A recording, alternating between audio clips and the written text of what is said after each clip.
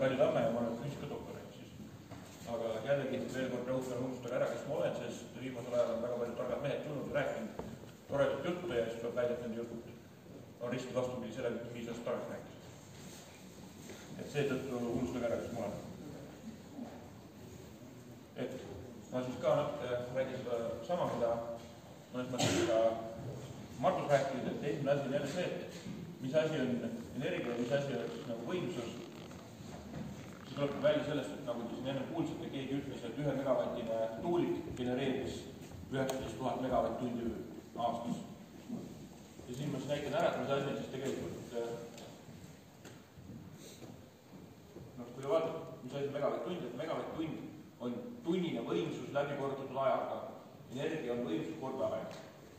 Ja kui Eestis on praegu paigaldatud 700 megavatti võimsus, siis teoreetiliselt maksimaalse kasvuteguri puhul nad saaksid toota 6132 gigavatt-tundi. Selleks võtad see 700 korda, see 365, nii mitu päeva on aastas, ja igas päevas 24 tundi ja saad sellise. 1 gigavatt on 1000 megavatti. 1 gigavatt-tund on 1000 megavatt-tundi. Ja siis tuuleenergia enda koduleheküljel nad ütlesid, et nad tegelikult genereerisid 895 gigavatt-tundi. Siit me siis saame väga lihtsalt arutada välja, kui palju on tegelikult kasutegur. Et kui meil on 700 megavatti ja sellega oleks saanud 100% kasuteguri puhul toota 6100 gigavatt-tundi, aga nad tootsid ainult 895, siis me saame, et kasutegur oli 14,59%. Siin on minu poolt ka natuke nahaalselt käitutud, siis ma võtsin nende enda andmeid, mida nad ise reklaamivad, aga siin on see arvestamata jäetud, et tegelikult oli seal valdav enamus ajast oli võimsus mitte 700 või 500, sellepärast et viimased paar parki lükati taha mingi oktoobris või novembris, et sellepärast on see 14% ja mitte 20% nagu ta oleks, kui Eesti tuuleassotsiatsioon ise ausalt oma numbrid siin üritaks näidata. Aga kui nad ise teevad nii, siis ma teen neile samamoodi ka. Nii, ja mis see siis tuulikutest praegu tähendab, et kui meil on praegu püsti 214 tuulikut ja see on minu poolt vale number siin natukene, et 3880 on see megavattide arv, mida nad arvavad, et suure tõenäosusega saab valmis ehitatud. Siis praeguste tuulikute puhul see tähendaks 1200 tuulikut peaaegu. Tegelikult neid tuulikuid tuleb vähem, sest nad on palju suuremad kui need, mis meil praegu püsti on. Et siin on ainult mingi 100 tükki võib-olla neid 300 ja ülejäänud on palju väiksemad. Aga riigi tellimus on ainult tegelikult 2800, aga jällegi nende enda andmed. Sellest, kuidas nende andmetega vastavalt vajadusele muutuvad, räägivad pärast maranikud ise, sest see ei ole otseselt nagu füüsika teema, see on lihtsalt see, kuidas Eesti riigi juriidiline pool mängib. Siis meile üritatakse rääkida, et salvestus peaks probleemid ära lahendama. No kurb tõde on see, et tegelikult ei lahenda, sest kui me võtame, et Eesti riigi keskmine energia tarbimine on 1000 megavatti, siis see tähendab, et Eesti riigi keskmine nädalane energia tarbimine on 1000 megavatti korda 7 päeva, korda 24 tundi ja saame 168 000 megavatt-tundi. Minu teada kõige suurem pakutav akupank on Tesla Megapack, mis on peaaegu 4 megavatt-tundi ja selle hind on 1,4 miljonit dollarit. Praegu on dollari ja euro suhteliselt samas seisus, nii et ma kasutan siin dollarit arvutamas. Ja siis me saamegi, et 168 000 jagatud 4 on ligikaudu 43 000 megavatt. Seda megapakki on meil vaja selleks. Ja siit jällegi iga megapakki hind on 1,4 miljonit. Pole raske arutada, 43 000 korda 1,4 saame 59 miljardit ja 631 miljonit. Ja siin lihtsalt nagu, et saaks aru, mis mastaapidest me räägime, Eesti riigi maksutulu oli 2023 aastal 11 miljardit. Ehk siis ainuüksi selle salvestusvõimsuse, mis tagaks meile ainult 1 nädala, see on 1 nädal, jätke meelde, see maksab meile ainuüksi 5,4 maksutulu. 5,4 aasta riigi maksutulu. Ja kuna akude eluiga on suhke, ma ei tea, anname 15 aastat, see tähendab seda, et põhimõtteliselt kolmandat kogu maksutuludest peaks iga aasta ära minema selleks, et sellist 1 nädalist energiasalvestust üleval pidada. Ma eeldan selleks, et nüüd olete kõik aru saanud, et see on absurd. Seda lihtsalt ei ole võimalik teostada. Aga akud ei ole ainuke võimalus, kus saab energiat salvestada. On ka vesisalvestusvõimalus. Ja siin on selline paras suurusjärk, milles arvutada Võrtsjärved. Et Võrtsjärve pindala on 270 ruutkilomeetrit, keskmine sügavus on 2,8 meetrit ja kõrgus merepinnast on 33,5 meetrit. Pindala korda sügavus annab meile Võrtsjärve ruumalla. Ja see on selline 756 miljonit kuupmeetrit. Et tundub suur number. Nii, kuna me teame, palju on vee tihedus, iga kuupmeetri vett kaalub 1 tonni, 1000 kilogrammi, siis me saame, et see on 756 miljardit kilogrammi.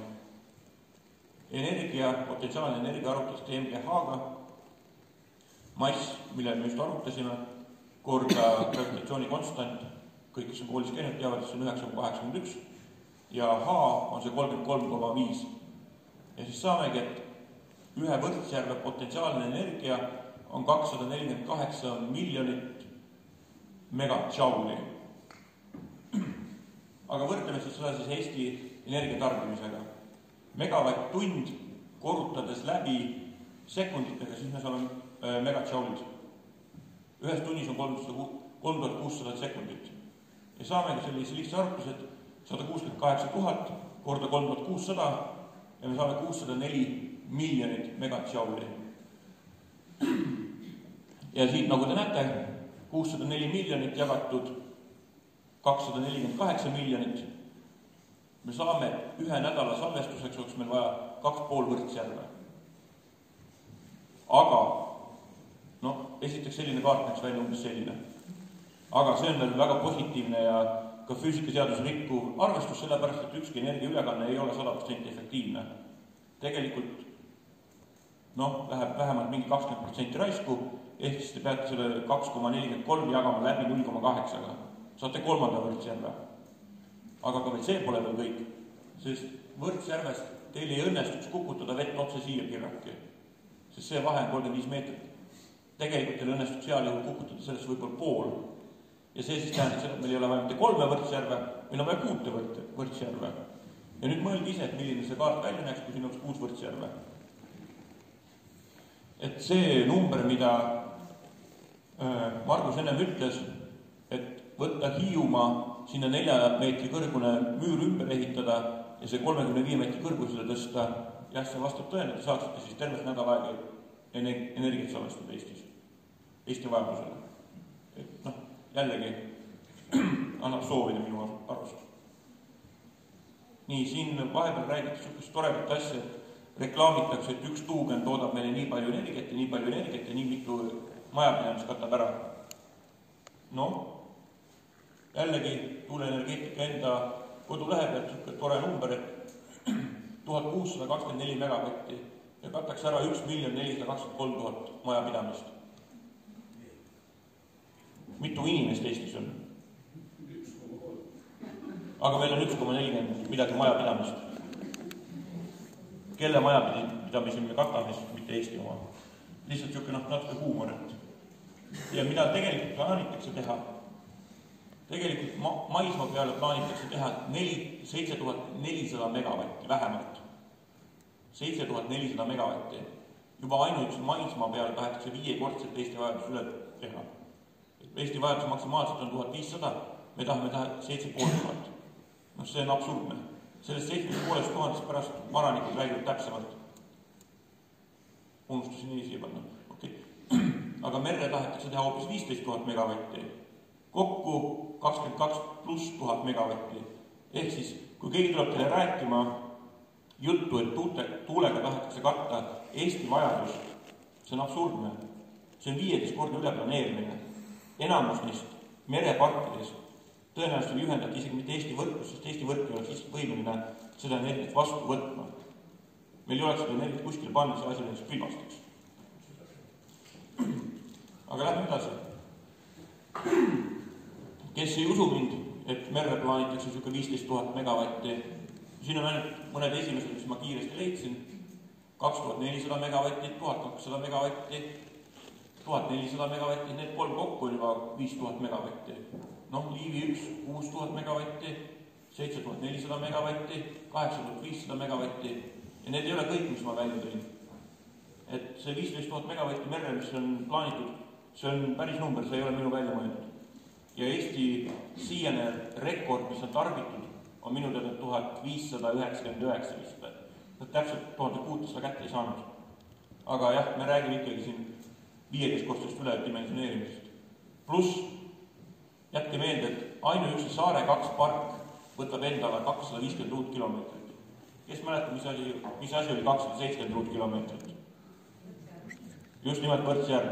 Ehk siis lihtsalt Liivi lahte või siin Saaremaa otsa tahetakse toppida Võrtsjärve suurune park tuulikuid, kus on 160 tuugenit. See on jällegi absurd. Okei, kogemata ma näitasin juba, aga nüüd ma näitan teile kaarti ja ma ei taha teid hirmutada, et jätame pooled vallad sisse võtmata ja võtame võimalikult väikse infraheli reostuse. Ja millise kaardi me saame siis? Me saame sellise kaardi. Siin on ainult 29 vallas, kus on tuulikud planeeritud töös. Siin on minult ainult 13 valda ja ma olen võtnud suhteliselt väikse infraheli saaste. Et eile, kui ma Rakveres esinesin, küsiti niisugune küsimus, et kuidas tuulikud julgeoleku mõjutavad, et kas enam see probleem ei ole või? No kui selline asi toimima hakkab, ega siis ei ole küll jah, siis pole inimesi, keda kaitsta lihtsalt. Et see nagu probleem laheneb iseenesest ära, pole hullu. Ja ma veel kord ütlen, ma tegelikult valetan siis, sest siin Kesk-Eestis läks asi nii kirjuks, et ma ei saanud enam aru, kuhu kohta Mollingu ringi pandi, millise tuulikupargi ümber ma ei olnud ringi pandi. Et siin on tegelikult neid kartuvaid alasid veel rohkem. Et kui suure selle diameetris oled sinna nagu... See on umbes praegu 13-15 kilomeetrit. Aga pole hullu, lähme edasi, sellepärast et mõtled, see on tagasihoidlik ring. See ei ole suur ring. Nii. Siis on meil niisugune tore jutt, et teeme suure hurraaga Paldiski veemahuti. Mida see Paldiski veemahuti siis tegelikult endast kujutab? See kujutab endast veereservaari, mis annaks meile 6000 megavatt-tundi. Ja seda saab kasutada 500 megavatise võimsusega. Ehk siis maksimaalse võimsusega see reservaar saab töötada 12 tundi. Siis on vesi otsas ja siis on kaput. Aga mida tähendab see 500 megavatti võimsust? See 500 megavatti võimsust tähendab lihtsalt ühte hüdroelektrijaama, mille võimsus on 500 megavatti. Mitte midagi muud. Nii, ja selle hinnaks on siis 1,5 miljardit eurot. Eesti keskmine elektritarbimine on 1000 megavatti. Järelikult see Paldiski jaam ei suudaks nii või naa katta Eesti tarbimist ära. Keskmist tarbimist. Suvel jaanipäeva paiku suudaks, aga talvel jääks 1000 megavatti puudu. Aga võrdleme siis mõne päris elektrijaamaga. Auvere halb nagu ta on, aga ikkagi ta on elektrijaam. Auvere maksis 610 miljonit eurot. Ja Auvere on võimeline tootma 300 megavatti kogu aeg. No peaks olema võimeline, aga Auvere on nagu ta on. Ja mida siis see Paldiski endast kujutab? Paldiski kujutab endast elektrijaama, mis saab maksimaalse võimsusel töötada järjest 12 tundi, siis ta tuleb välja lülitada nii-öelda, siis ta hakkab ise energiat kulutama, selleks, et uuesti vesi üles pumbata. Ja see läheb meil maksma 1,5 miljardit. Ja meie kirume siin oma Auvere jaama, mis maksis 600 miljonit, 2,5 korda vähem ja mis töötab tunduvalt rohkem kui 12 tundi. Et see on lihtsalt nagu aru saama, mida see Auvere tähendab ja võrreldes Paldiskiga. Nii, järgmine asi, milline näeb välja päevane energiatarbimine? Päeval on nii-öelda 2 piiki, et esimene piik on seal hommikul 8-9 kanti aga siis teine on see, kui inimesed tulevad koju, et siis on tegelikult energiapäevased piigid. Eestis võib see natuke teistsugune olla, aga ikkagi valdavalt on see sedasi, et kui inimesed on kodus, siis tulevad energiapiigid. Ja seda on vaja tasakaalustada. Tuulikuga sa ei pane niimoodi, et tuulik ei hakka tööle sul hommikul kell 8, kui on vaja energiat. Ja ta ei hakka sul tööle õhtul kell 6, kui on vaja energiat. Ja veel vähem töötab päikesepaneel kesköösel või õhtul. Ehk siis see ongi see juhitamatu energia, mis on rämpsenergia, nagu Margus ütles. Sellest energiast ei ole meil nende piikide tasandamisega absoluutselt mitte mingit tolku. Ainuke loogiline lahendus oleks ka see, et igal majapidamisel ise oleks selline poole päeva pikkune salvestusvõimekus, siis ta saaks selle nüüd ära salvestada, kui on seda, mida salvestada. Aga muidu suurel skaalal see on mõttetu. Aga võrdleme siis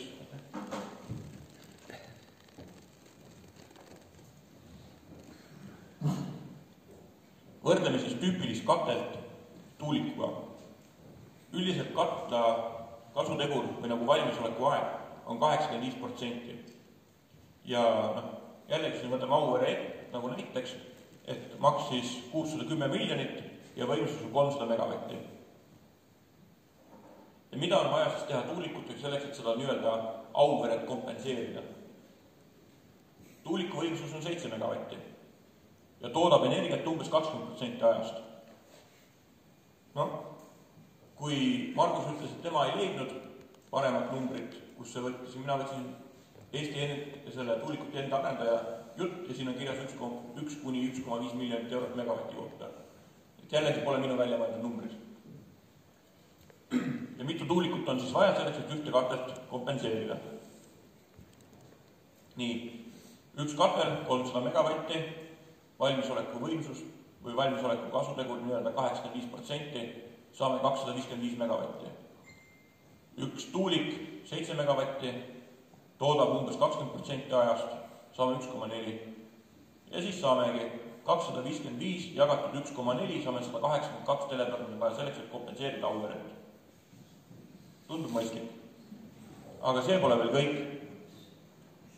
Auvere maksis 610 miljonit. Auverel ei ole vaja salvestust. Auverel ei ole vaja tagavarajaama. Tuulikutel on. Seega tuuliku hind saab olema 1,2 miljonit korda megavatid, mis vaja on. Iga tuuliku hind tuleb sinna 1,5 korda 7 korda 1,5 korda 7, see on umbes 10 miljonit ja 10 miljonit korda 182 tuulikut saame peaaegu 2 miljardit. Ja kui keegi tahab mulle öelda, et selle asemel, et toota sellega 600 miljoniga energiat, me peame tegema 2 miljardit pluss 600 miljonit pluss 530 miljonit salvestuse peale. See ei tule teil odav energia. Selleks ei pea olema mingi energeetik või keegi, et lihtsalt nüüd arv kokku lüüa saab aru, et lihtsalt see esialgne investeering juba üle 3 miljardi investeering läheb kalliks energiaks. Et kui meil on valida 2 investeeringu vahel, üks investeering on 600 miljonit ja teine investeering on 6000 miljonit või 3000 miljonit õigemini, siis eeldad, et see 3000 miljonit investeering teile odava energia ei too. Ja siin see salvesti mul on arvutatud megapakkides, mis peaks pakkuma 6 tundi salvestusvõimekust. See 6 tundi peaks suutma ära kaaluda nii-öelda need päevased kõikumised ja peaks olema piisav varu, et saaks gaasijaama tööle lükata. Et see ei ole mingi nädala salvestus, see on 6 tunni salvestus ainult. Ja lähme edasi. Nii, seda kaarti te juba nägite siin see kõrval, et Eesti elektrivõrgu paiknemine. Ja siin on need vallad, kus kohas on siis plaanitud ehitada tuulikuid suure hurraaga. Need vallad paiknevad valdavalt siin alas. Ehk siis, kus seda suurt 300 kilovoltist elektrienergiat ei ole või neid liine ei ole. Et jällegi tuleb mõelda, et meil on vaja kogu võrk ümber ehitada. Veel kord rõhutan, mina ei ole neid kaarte ise valmis mõelnud ega teinud. Mul ei ole seda autoriteeti, et Eesti Energia kaarte hakati joonistama.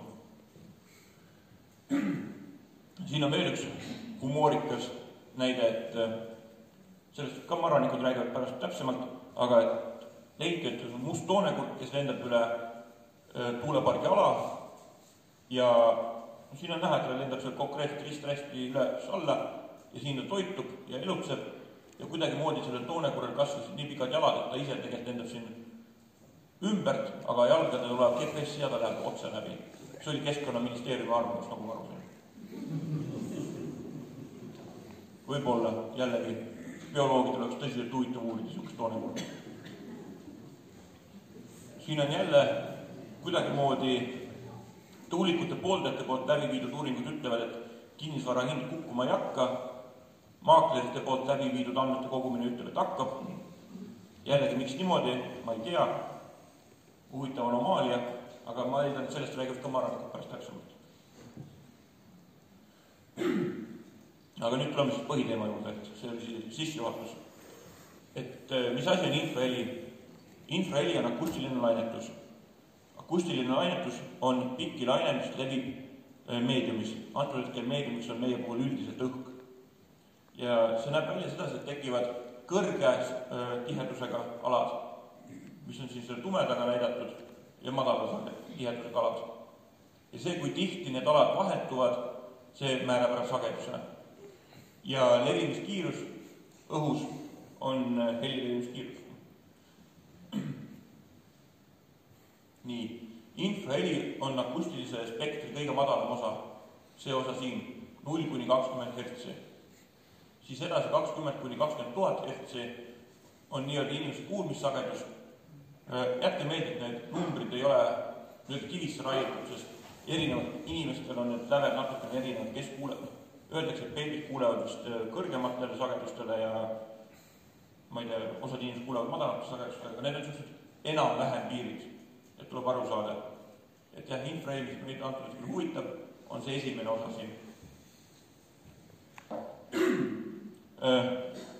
Professor Lavrentjev ütles, et infraheli ja kuuldaval heli ei ole nagu vahet, et nad levivad sama kaugele, kuna tegemist on sama lainetusega. Selles mõttes, jah, tegemist on sama lainetusega, aga sellel lainetusel tulenevalt tema spetsiifilistest omadustest on ka erinevad levimisomadused. Et selleks, et lainet blokeerida, akustilist lainet, peab ehitama umbes tõkke, millel pikkus või paksus oleks sama, nagu on laine pikkus. Ja kui teil on heli levimiskiirus, on 340 meetrit sekundis ja teil on 1 hertz ehk siis 1 laine sekundis, siis selle laine pikkus on 340 meetrit. Mina ei ole sellist seina näinud, mis on 340 meetrit paksune. Võite natuke mõelda, kas keegi on näinud sellist seina, mina ei ole. Sellest tulenevalt on infraheli nagu väga raske blokeerida. Aga kuuldavat heli ja inimese parim kuuldavus peaks olema seal 6000 Hz kanti, umbes 4–6000 sinna vahelikku. Siis kui te jagate selle 340 meetrit, jagate 4–5 tuhandega läbi, siis te saategi, et kuuldava heli blokeerimiseks piisab 20 sentimeetrit paksusest seinast. Ehk siis, jah, mehhanism on sama, aga tulenevalt erinevatest lainepikkustest levik on täiesti erinev. Akustikast nüüd täpsemalt natuke rääkida, et kui te midagi muud endal meelde ei jäta sellest minu tänasest jutust, siis jätke endale see, mis ma nüüd räägin. Et tihtipeale näidatakse uuringuid, kus öeldakse, et helitugevus ei ole eriti suur, et mingi, ma ei tea, 30–40–50 detsibelli. See on, 40 detsibelli on üldine taustamüra foon, taustamüra tase. Aga, nüüd tuleb kõige tähtsam asi, see 40 detsibelli saadakse A-kaalumistega. A-kaalumine on põhimõtteliselt akustikas selline sorteerimine või selekteerimine, mis konkreetselt alahindab ülimalt tugevalt infraheli. A-kaalumine keskendub ainult kuuldavale helile. Kui te vaatate siin, siis 10 Hz juures A-kaalumine annab teile heli tugevuseks -80 detsibelli, ehk põhimõtteliselt polegi seda. ja siin alles mingi paari saja juures ta läheb nüüd nulli, ehk seal ta enam ei valeta. Ja ongi see, kui keegi tuleb teile ütlema, et tuulik ei tekita tugevat heli, me mõõtsime, saime, ma ei tea, 40 detsibelli, kui te näete, mis ühik seal detsibelli taga on, üldiselt seda kirjutatakse dB, nagu siin üleval, ja siin tulevad sulud ja näiteks A. Kui te näete, et seal taga on sulgudes suur A, siis teate, et te võite ära unustada selle jutu. See on mõttetu. Nad ei mõõtnud infraheli. Nad mõõtsid midagi muud. See on see, et ma lähen ja võtan sõela ja sõel on mõeldud riisi tassimiseks ja ma saan riisiga sõela tassida, aga vett ei saa. Ja infraheli oleks antud hetkel siis see vesi.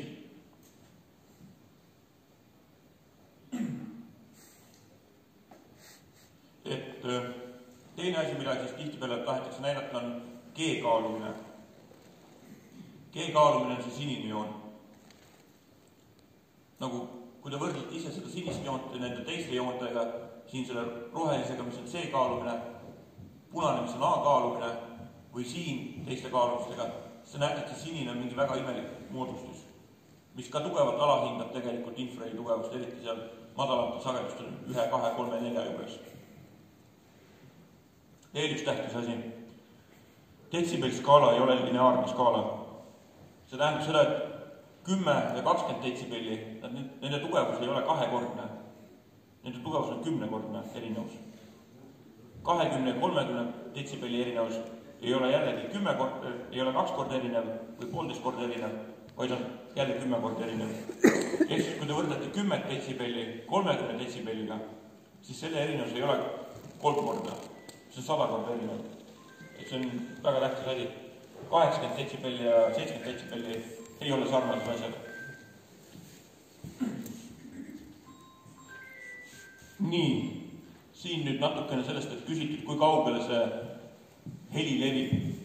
Uuringud näitavad, et heli tugevuse langus on lineaarne vahemaa dubleerimisel. Jällegi see lineaarsus ei ole 100% korrektne, aga ta üldiselt niimoodi läheb. Ja infrahelil on see 3 detsibelli vahemaa dubleerimisel ja kuuldaval helil on see 6 detsibelli vahemaa dubleerimisel. Ehk siis, nagu professor ütles, et nad levivad sama kaugele samamoodi, jällegi vale ja uuringud ja mõõtmised näitavad, et see on vale. Ja täpselt samamoodi valad suudavad üksteisega suhelda üle ookeani, sest nad suhtlevad infrahelis, mitte kuuldavas helis.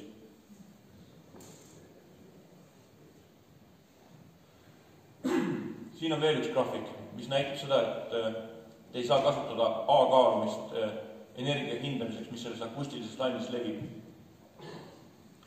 Kui te vaatate siia, siis te näete, et siin paremal tupis on niisugune väike tume osa. See on see osa, mida arvestab nüüd A-kaalumine. Aga tegelik energia on kõik see roosa kokku siin. Ehk siis, kui ta keskendub ainult sellele osale siin, see ei saa tegelikku efekti kätte. G-kaalumine on tunduvalt parem, aga siiski ta ei anna teile õiget vastust. Ta ikkagi alahindab tuuliku müra 10-15 detsibelli. Et nagu ma ütlesin, detsibell ei ole lineaarne, vaid logaritmiline, ehk siis see 10-15 detsibelli on tegelikult tohutu suur erinevus jällegi. Üks asi, mida meeldib tuuliku pooldajatele rääkida, on see, et tuuliku müra, et infraheli, mis see infraheli ära üle looduses, palju asju tekitab infraheli. Jah, tekitavad paljud asjad infraheli, aga infrahelil ja infrahelil on ka vahe. See tuleneb sellest, et üks on harmooniline jada, teine on valge müra.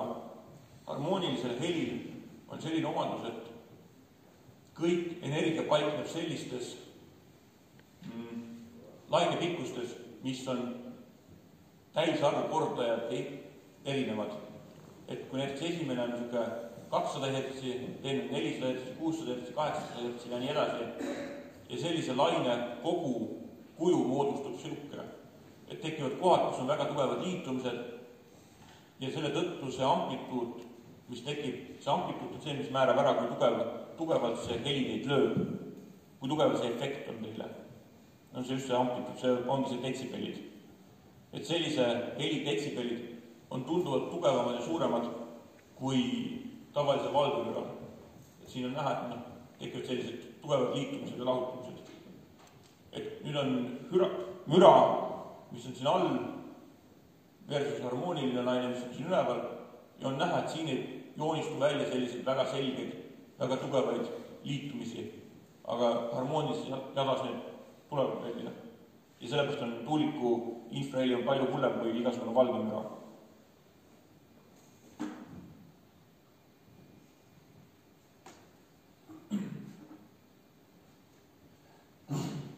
Nii, milline näeb tuuliku helipilt välja nii-öelda mõõte tulemustes, kui on õigesti mõõdetud. Siis on just nimelt näha, et tekivad harmoonilised jadad 1 hertsi juures, 2 hertsi juures, 3 hertsi juures, 4 hertsi juures ja nii edasi. Ja detsibellide tugevuses näevad välja sellised väga teravad piigid. Ja kui te ei mõõda õigesti, kui te mõõdate liiga suurte vahemikega, siis see piikides olev energia jaguneb kogu vahemiku peale ära, mis tõttu see piik kukub tunduvalt laiemaks ja madalamaks. Te ei saa seda konkreetset teravat tippu kätte.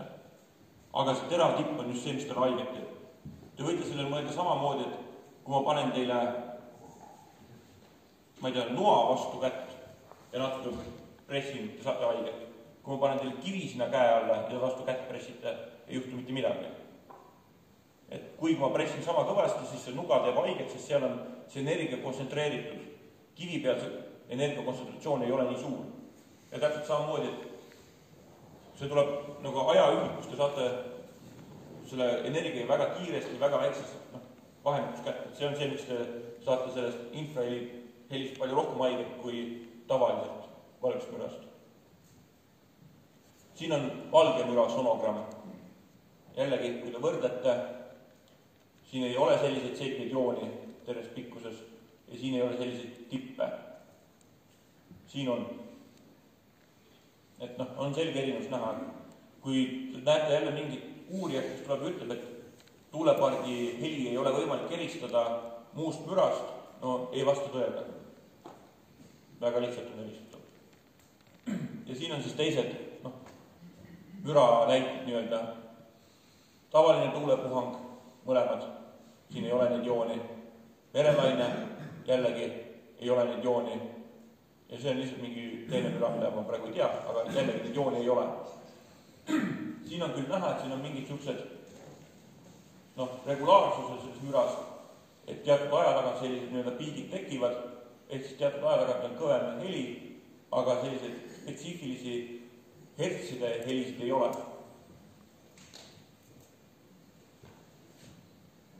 Nii, nüüd jälle väike võrdlus. Tuugenimüra versus valgemüra versus midagi veel, mida looduses ei eksisteeri. Looduses tavaliselt väga tihti ei eksisteeri kindlalt toonil laulvaid inimesi. Et jah, ja meie ei ole arenenud selliseks, et me oleksime selliste müradega nagu sellise kindlal toonil laulvaid inimene või tuugen, me ei ole arenenud selleks, et sellega toime tulla. Ja veel kord, kui te näiteks mõtlete, mis juhtub, kui laulja kindlal toonil laulab või laulab vastu vokaali. Te kõik olete seda kindlasti näinud, see vokaal lendab pilvasteks. Kui ta lihtsalt selle vokaali vastu karjub, see ei lenda pilvasteks. Ja see tulebki sellest, et see heli, mis sinna läheb, selle tekib resonants selle kehaga, antud siis vokaaliga, ja see energia hakkab sinna sisse salvestuma ja üks hetk saab seda energiat liiga palju, see lihtsalt lendab pilvasteks. Teie, kui te paljastute tuulikute või tuugenite infrahelile, olete see keha, see vokaal. Nii. Aga kui ma siiamaani olen teile valdavalt ühe teadlaste grupi poolt näidatud andmeid kasutades demonstreerinud, siis on ka täiesti teine grupp, kes mõõtis. Et siin esimene jaam oli 13 kilomeetri kaugusel tuugenipargist. See on siin 13 kilomeetrit, 54 kilomeetrit, 90 kilomeetrit, 126 kilomeetrit. Siin jaamas oli 60, 1,6 megavatist tuulikut. Meile tahetakse teha 7 megavatiseid, mis on mitu korda suuremad. Ja milline on signaal, mida mõõdeti? 13 kilomeetri kaugusel. kas te näete vertikaalseid jooni või horisontaalseid jooni? Te näete nüüd horisontaalseid jooni, mis olid väga iseloomulikud tuugenimürale. Lähme tagasi, näete, need samad jooned. Need samad jooned on siin väga selgelt näha 13 kilomeetri kaugusel, 54 kilomeetri kaugusel, ikka on need näha. 90 kilomeetri kaugusel, no siin on juba tõesti, taustamüra hakkab üle käima. Ja võib-olla siis ka väga soodsate tingimustel on näha ka 126 kilomeetri kaugusel.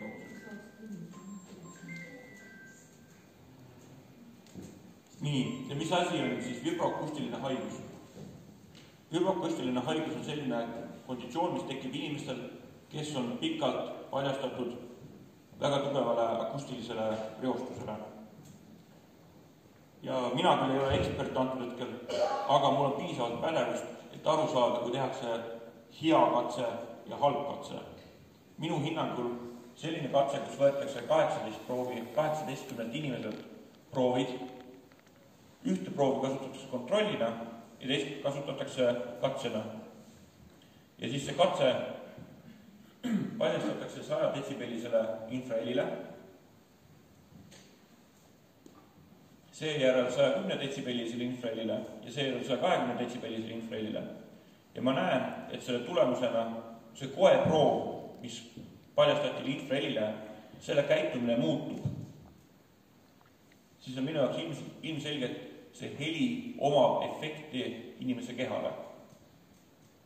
Ma ei ole meedik, ma ei suuda ka täpselt diagnoosi panna, mis ta täpselt teeb, aga kui ma näen, et südame koe, millest antud jutt käib, kokkutõmme nõrgeneb, siis ma ei eelda, et see oleks midagi head, mida see teeb. Ma ei näe selleks ühtegi põhjustust, miks see peaks hea olema, kui inimese süda hakkab nõrgemini tööle. Ja siin on nüüd näha selle katse tulemused, et on näha, et 100 pealt 110 minek, katseproovi tugevus kukkus, kontrolli oma ei kukkunud, jällegi katse kukkus, kontrolli kukkunud. Ja südame kokkutõmbe aeg, siin natukene muutus 110 peale minekul, 120 peale minekul ei muutunud. Ehk siis mina julgen siit ainult öelda seda, et kokkutõmbe tugevus nõrgenes, aga kokkutõmbe aeg ei nõrgenes. Ehk mingi meedik suudab seda paremini seletada või mitte, ma ei tea, aga see on minu järeldus. Aga selles mõttes vaade ei ole vibroakustiline haigus, ei ole mingi uus asi, et sellele tegelikult on päris palju uuritud seda ja sellel on omad tunnused. Et esimestena tekivad tujumuutused, seedehäired, kõrvetised, suu- ja kurguhaigused, siis jällegi igasugused valud tekivad, parasiidid hakkavad nahale paremini kinni, põletikud tekivad ja nii edasi. Et need on lihtsalt meditsiinilised ingliskeelsed terminid, need on minu välja mõeldud asjad. Ja vaadi hakati uurima 1980 minu teada lennukitehnikute peal ja seal oli tulemus see, et leiti, et tehnikutes oli 10% tehnikutest oli epilepsia Portugalis. Aga Portugali üldine epilepsia levik oli 0,2%. Ehk jällegi tegemist on lihtsalt numbrilise asjaga, mis ei ole loogiline. Ei ole võimalik, et sul on ilgepärast 50 korda rohkem haigestust ühe kindla grupi seas võrreldes nagu kogu kogukonnaga. See ei ole loogiline, et suke asi väga juhtub.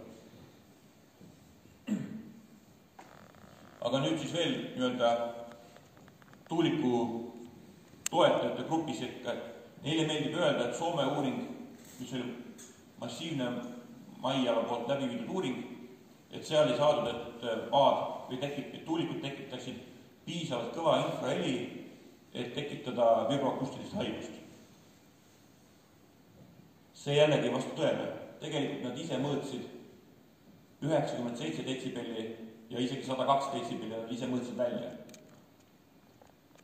Aga nende järeldus põhineb mingil vananenud imelikul arusaamal, et see, mida sa ei kuule, see teil ei saa mõjuda. See on mingi väga imelik arusaam. Ma ei tea, kui paljud teist on näinud baktereid, kui paljud teist on näinud viiruseid või kas või radioaktsiooni. Seda ei näe. See ei tähenda, et seda olemas ei ole. Et jällegi jah, ja siin on jällegi, tegelikult siin mõõtmisel kasutati väga palju vigu. Esiteks, keskmistati aja peale see signaal, et mõelge nüüd natukene, kui mina vajutan teile peale rahulikult, mingi 10 minuti jooksul oma massi peale panen, sest ei tunne väga midagi, aga kui ma teile otsa kukun, see on hoopis valusam. Aga kui me kogu selle energia, mis ühelt kehalt ülekandus teisele, keskmistame 10 minuti peale, te ei saa haiget. Aga kui teid lüüakse, te saate haiget. Et see on jälle, miks see 10 minuti keskmistamine, mida seda Soome uuringus kasutati, ei kõlba. Teine asi on see, et seal kasutati liiga ebatäpseid sagedusvahemikke. Ehk siis oli see, mis ma enne ütlesin, et signaal laotati laiali suure sageduse peale, mitte ei saadud seda ühte konkreetset kätte. Siis on Hiiumaa uuring. Sealt tuleb mõned huvitavad asjad välja, et esiteks jällegi kasutati G-kaalumist, mis on vale, sellepärast, et G-kaalumine alahindab tugevalt infraheli alumist osa 1–10 hertsi. Teine asi, mul pole õrna aimugi, kust võetakse, et lubatud on 95 detsibelli 10 hertsi juures. See on minu jaoks täiesti absurdne number. Tartus hinnatakse tugevaks mürareostuseks Riia tänavat 70 detsibelli. Aga millegipärast infrahelile lubatakse 95. See on minu jaoks nagu müstika, ma ei saa aru sellest, miks. Ja mis tuleb välja? Tuleb välja see, et Eesti seadusandluses üldse polegi välisinfraheli nõudeid. Need lihtsalt puuduvad. Aga kuidagi moodi leitakse, et ei sobib kõik on hästi. Meil pole ei seaduseid, meil pole õigeid mõõtmisi, meil pole eksperte, aga kõik on hästi.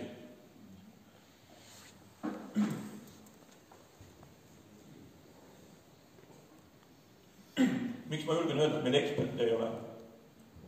Ivo Palu, kes andis kommentaari, et infraheliga on kõik hästi, kes peaks professor olema, ütles, et tema ei ole seda mõõtnud.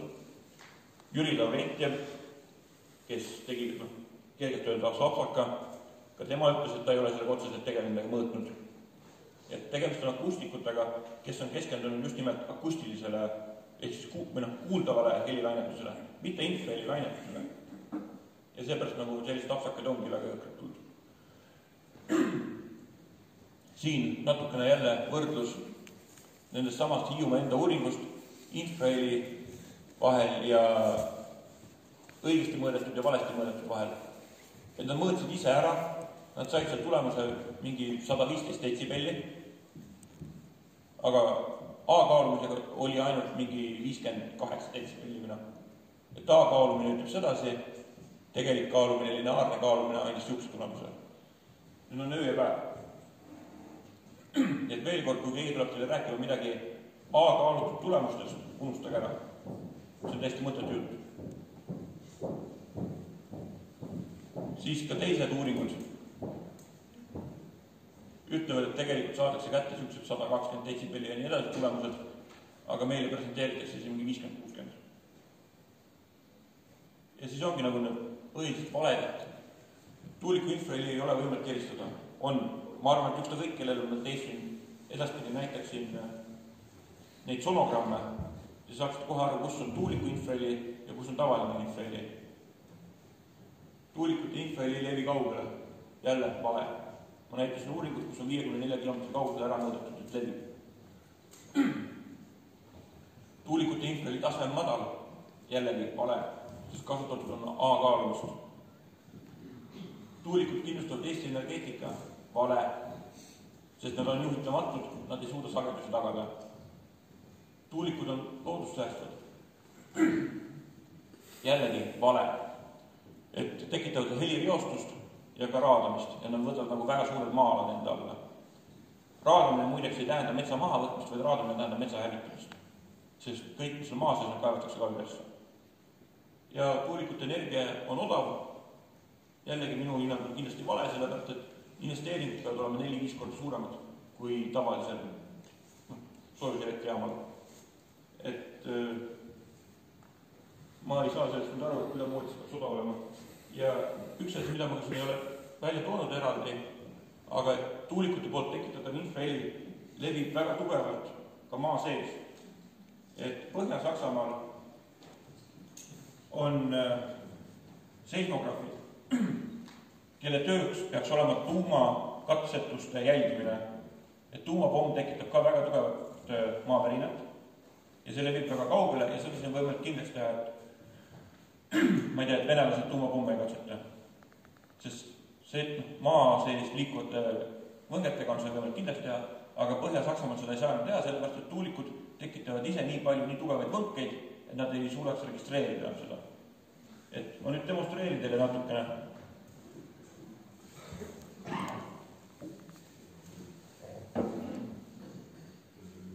Mul on siin üks kõrgtehnoloogiline katsevahend nimega kivi.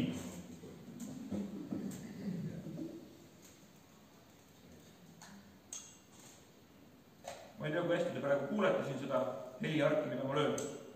Natuke kuulda, mitte väga hästi. Aga tuleb arvestada, et tuulikute all on väga suured vundamendid. Ja mis juhtub siis, kui ma seda sama heliarki löön ja panen vastu seda tuuliku vundamenti, on vähe paremini kuulda, kas pole. Veel kord. Niisama.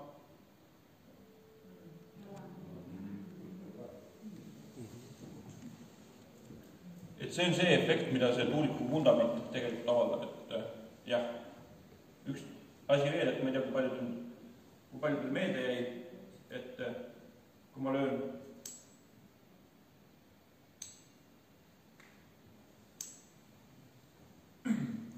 mida te praegu kuulsite? Mis sagedusel heli ma tekitasin? Ma lõin umbes kord 2 sekundi jooksul, kord sekundis. Te ei kuulnud ühe hertsist sagedust.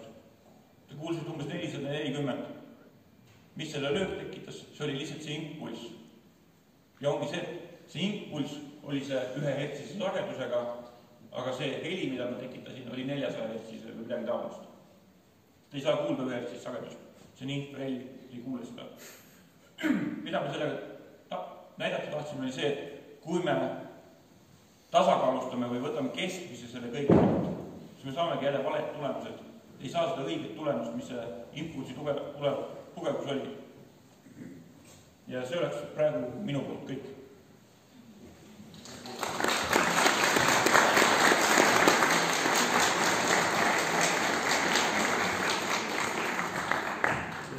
Aitäh sulle. Nüüd teeme väikse pausis, ilmselt kangeks istumiseks ja tahaksid nagu arutada seda, mida just olete kuulnud.